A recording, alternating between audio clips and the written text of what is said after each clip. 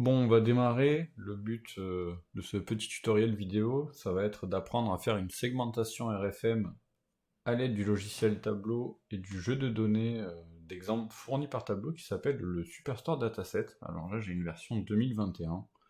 Si vous avez une version un peu différente, c'est pas très grave, puisque les colonnes qu'on va manipuler, elles sont là depuis toujours, je pense. Alors, première étape, lier orders à people et à returns. La relation se fait sur la région pour people et sur order ID pour la relation entre les retours clients et les commandes. Donc, on va ouvrir une première feuille, hop, comme ça, et on va s'intéresser aux métriques principales du scoring RFM, à savoir la récence, la fréquence et le montant. Donc la récence, c'est pas compliqué, hein, il faut considérer la date de dernier achat d'un client et on va faire la soustraction entre aujourd'hui, ou une date fixe, mais on va prendre aujourd'hui pour l'exemple, et la date de dernier achat de ce client. On va donc obtenir un nombre qui est un nombre entier, donc en nombre de jours, et on va donc calculer ça avec Tableau. Alors pour pouvoir le calculer, on va forcément considérer la date d'achat par client. Hop, on va ajouter tout ça. Et donc on va considérer non pas l'année ici, mais le jour, comme ça. Et puis, hop, une fois qu'il l'aura fait, on va prendre le max, et on aura la date de dernier achat. Comme ça. Voilà. Donc, une fois qu'on a fait ça, on a donc ici la date qui apparaît dans la colonne. Donc on va un petit peu le décaler. J'espère que c'est assez gros, par contre. Hop, voilà. Donc j'espère que c'est assez gros. Je pense pas que je puisse zoomer plus que ça.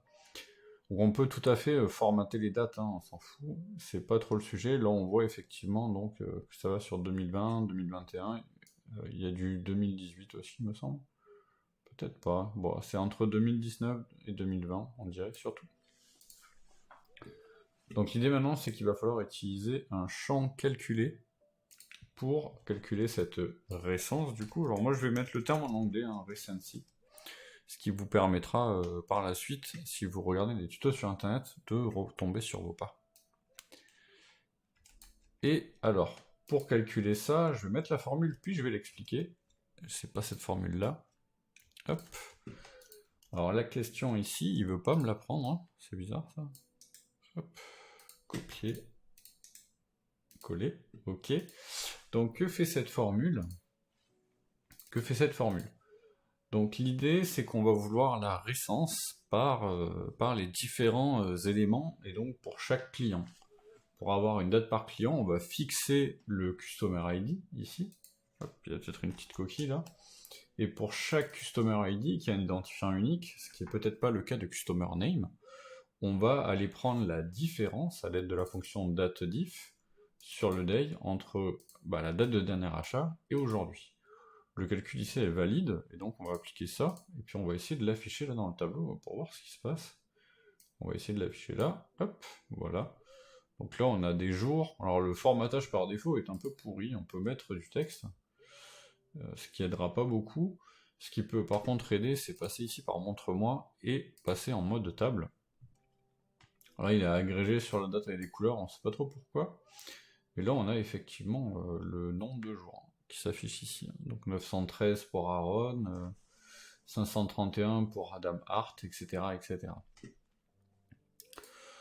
Donc une fois qu'on a fait ça, on va s'intéresser à la fréquence. Donc la fréquence, il y a plusieurs définitions. Selon le scoring RFM, la méthode la plus simple, ça va être le nombre de commandes effectuées par un client. Alors certaines fois, on va plutôt faire le nombre de commandes divisé par une période de temps. C'est tout aussi possible de le faire dans le tableau, mais là on va rester sur un cas un petit peu simple, où la fréquence est finalement juste le nombre de commandes. Alors on pourrait se dire qu'on pourrait utiliser directement le order total. Ce que j'aime pas avec le order total, c'est que c'est un champ généré, et du coup il n'est pas possible de le renommer et de l'adapter, et donc par la suite pour la lisibilité, ça peut être compliqué à interpréter ou à rajouter dans des formules. Par contre je vais le mettre ici parce que ça va certainement nous aider à évaluer le nombre de commandes par client. total order. Alors une fois qu'on a ça, on va le créer, donc on recrée un champ calculé, on l'appelle frequency, appréciez mon niveau en anglais, et je vais aller rechercher la formule. Alors pourquoi je ne les écris pas à la mano? Parce que je suis un gros flemmard, hein, tout simplement. Et là donc on a le count order. Alors parfois on a pu voir un compte distinct, notamment si vous utilisez le customer name, vous ferez peut-être un customer distinct pour justement différencier à customer name équivalent les différents customer ID. Mais si vous êtes sur du customer ID qui a un champ unique, il est déjà vérifié comme étant un champ unique, donc vous n'aurez pas besoin de faire un count distinct. Alors, on va quand même vérifier du coup, et on va appliquer la recency ici. Donc on avait le CPT order, le sum recency, et on va mettre le frequency ici, entre les deux. Et comme vous pouvez le voir, je vais peut-être formater un petit peu la date pour que ce soit un petit peu plus gros, par contre, pour l'affichage. Là je vais mettre du 12. Peut-être même du 14, on a de la place, voilà.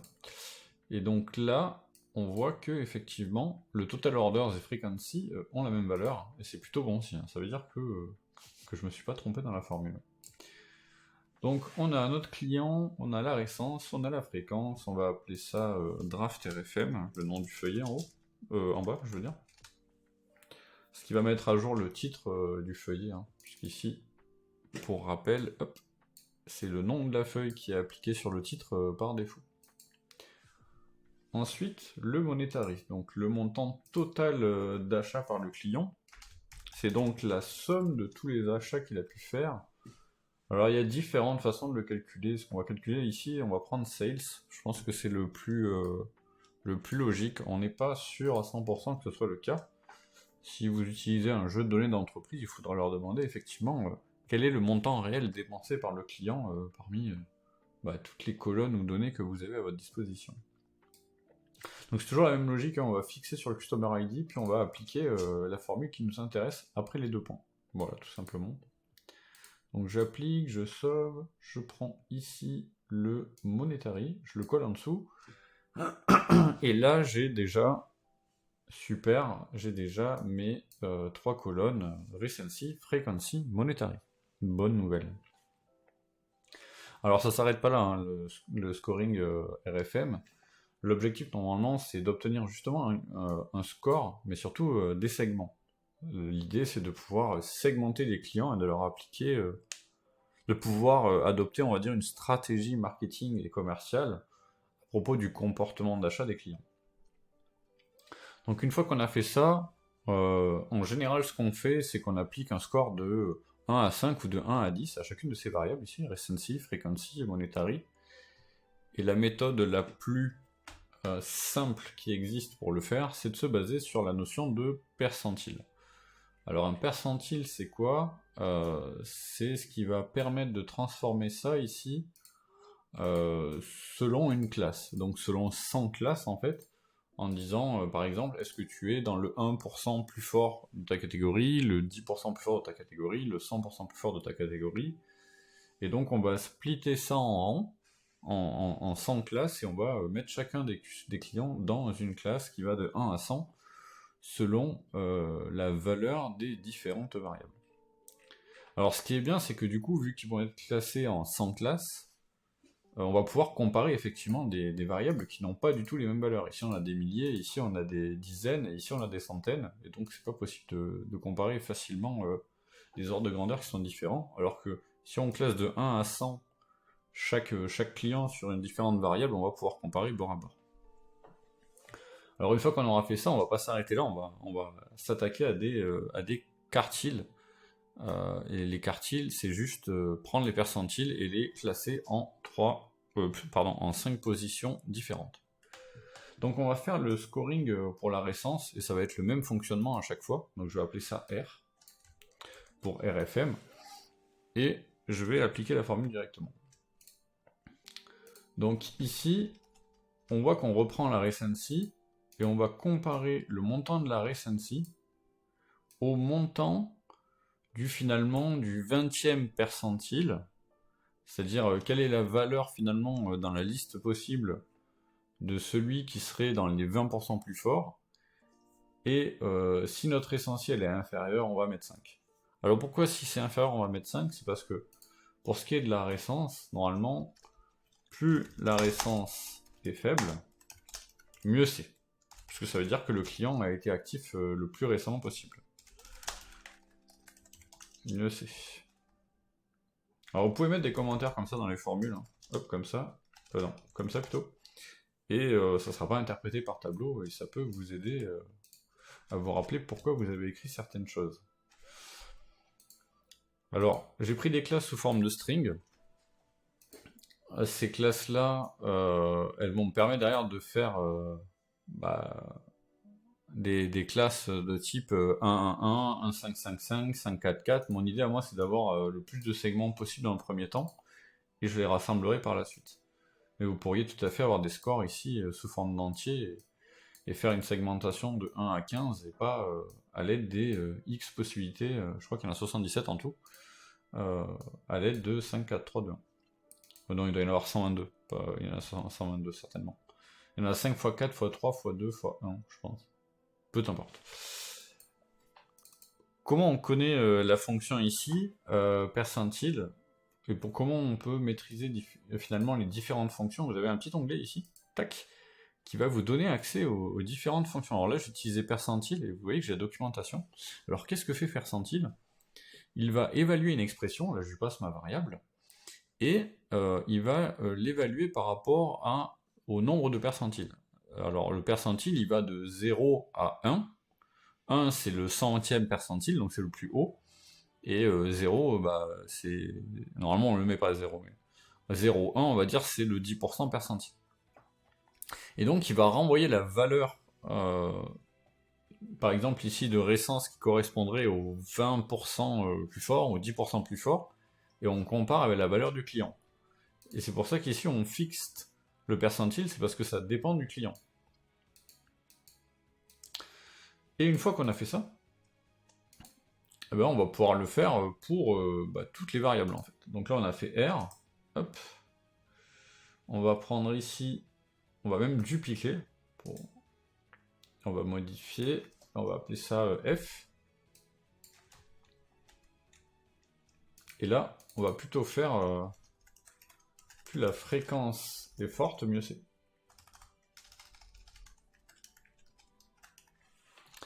Et là on va intervertir, ça veut dire que si c'est plus petit que 0,20, a priori le score il est faible. Évidemment. Oh, ça bouge pas pour le 3, ça c'est bien. Et 5. Du coup, ça voudra dire, hop, frequency ici, faut bien tout remplir, hop là, on va tout copier-coller, hein. Hop là, hop, hop, hop, hop, hop, et ré-hop. Donc là, ça veut dire quoi? Ça veut dire si la fréquence du client considéré est inférieure au 20% percentile de la population de clients considérés, donc de notre jeu de données, alors le score qu'on lui affecte, c'est 1. Si sa fréquence est inférieure à la valeur de la fréquence pour le 40e percentile, donc pour 40% de la population, alors c'est 2, puis 3, puis 4, puis 5. Donc si, en gros, la valeur de sa fréquence, elle est supérieure à 80% de la population, on va dire, alors son score est 5. Donc j'applique, je sauve, hein. On remarque que tout est calé sous forme de dimension, du coup, RFM. Hop, on va plutôt prendre la fréquence, on duplique, on renomme. On appelle ça monetary. On va le modifier. Hop, modifier. Et là, pareil, hein, monetary. Donc plus le montant est fort, mieux c'est. Voilà. Évidemment. Puisqu'évidemment, on veut récompenser... le scoring sert d'une certaine façon à récompenser les bons clients. Donc quelqu'un qui achète beaucoup, fréquemment, et qui a acheté récemment, on veut lui donner le meilleur score possible. C'est un peu pour ça qu'on fait ça. Donc j'applique. Alors on va vérifier ces différentes valeurs. Alors on voit qu'elles sont sous dimension, on pourra en faire des valeurs numériques, mais j'ai préféré le choix des chaînes de caractères dans un premier temps. Donc ici le R, ici le F, et ici le M.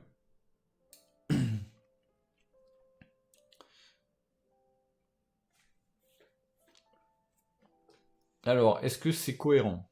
C'est ça la question. Est-ce que c'est cohérent finalement? Eh bien, on va essayer de comparer avec par exemple les deux premiers. Typiquement, Aaron, en recency, il a 913. En fréquence, il a 6. Et en montant, il a 886.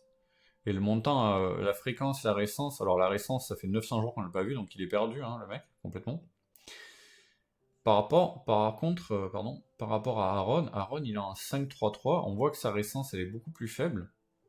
509. On voit que sa fréquence est 2 fois plus élevée, donc il est en 3, et on voit que son montant est un peu plus élevé, il est à 1746. On va essayer de chercher un 555 dans le tas. Normalement, on a un Adam Hart qui est pas mal, voilà, il est là. Qui lui, en récence, est pas beaucoup plus faible que Aaron, mais ça lui fait perdre un classement déjà. Vous voyez, 5-4. Par contre, on voit qu'en frequency 20 et qu'en montant d'achat 3250, donc il est en 4. Du coup, ça a l'air assez cohérent malgré tout. Ça a l'air assez cohérent malgré tout. Alors, à ce stade, bon, ce qu'on voit, c'est que la récence, là, il y a toujours des centaines, et c'est peut-être un peu gênant. Donc, ce qu'on pourrait faire ici, c'est, hop, filtrer sur la récence et voir la valeur la plus faible. La valeur la plus faible, c'est 497. Et ce que je vais faire, c'est que du coup, je vais la retirer, cette valeur, de sorte à ce qu'on ait l'impression que la date de dernier achat, en fait, c'est le aujourd'hui réel. Alors, pour faire ça, c'est pas hyper compliqué, hein.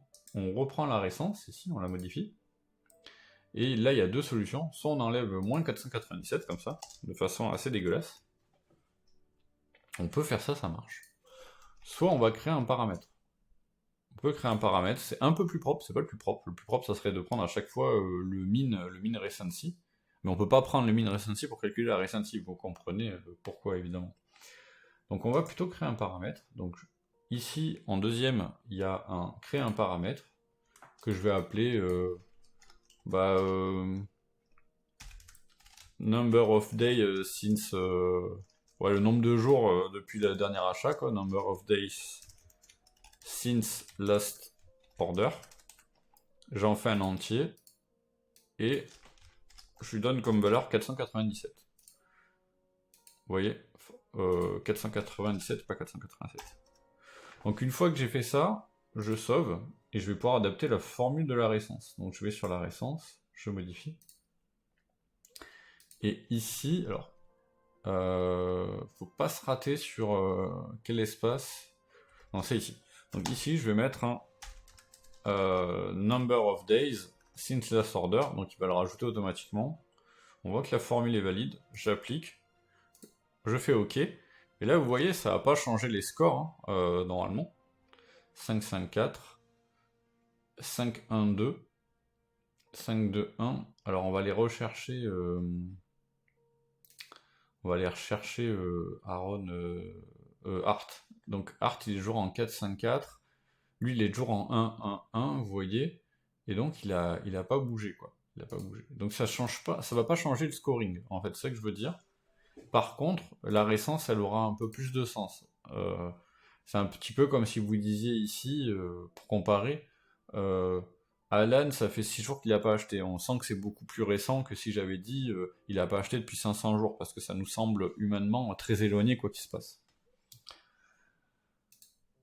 Bref, je continue, donc j'ai un score de F, j'ai un score de F, j'ai un score de M. Ce qui est tentant à ce stade, c'est de faire un score qui va de 3 à 15, puisqu'on commence à 1 et pas à 0.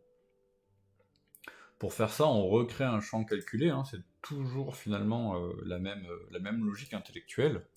Je vais appeler ça... alors, RFM, je vais le garder pour la classe, je vais appeler ça scoring RFM. Comme ça.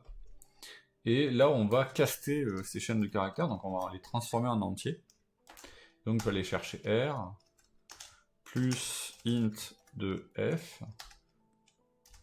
plus int de M. Donc, je vais tout caster sous forme d'entier, donc je peux additionner des entiers. Ça va pas faire une concaténation de chaînes de caractères, ça va faire une somme. Et donc, je vais avoir un score qui va de 3 à 15 normalement. Donc, je vais le rajouter, hein. Hop, ici. Donc, c'est une mesure, hein, vu que c'est un entier, donc il n'est pas dans les dimensions, il est dans les métriques. Et on le voit apparaître, je cherche, là, ici. Donc effectivement, 1, 1 et 1, ça fait 3, 5, 3 et 3, ça fait 5 et 6, ça fait 11. Donc a priori, il n'y a pas d'erreur. Mais on peut aussi faire, et c'est on va dire la base du scoring RFM, on peut faire aussi le RFM classique, au sens où on va concaténer et avoir nos 122 segments possibles, si je ne me trompe pas. Et là on va avoir du R, plus F, plus M. Et là on va avoir toutes les combinaisons possibles qui partent de 1 à 1, de 1 à 1 et qui vont jusqu'à 5, 5, 5. Donc je vais le rajouter, hop, ici. Et donc là on voit 1, 1, 5, 3, 3, 3, 3, 4, 3, 5, 5, 4, 5, 4.